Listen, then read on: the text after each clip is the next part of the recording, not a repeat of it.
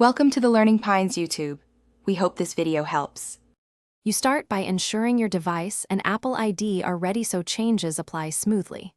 Open Wallet and tap your Apple Card, then tap the three-dot menu to reach card settings.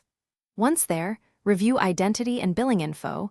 You must verify these before changing linked accounts or physical card options.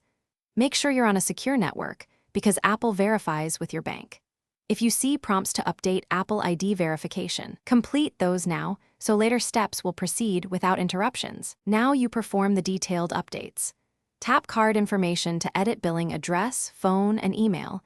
Edit each field and tap Save. Apple requires confirmation for key edits. If you need a replacement physical card, request it from the same menu and confirm your shipping address. For payments, go to Payments and Credits to change the linked bank or set up auto pay with a different account.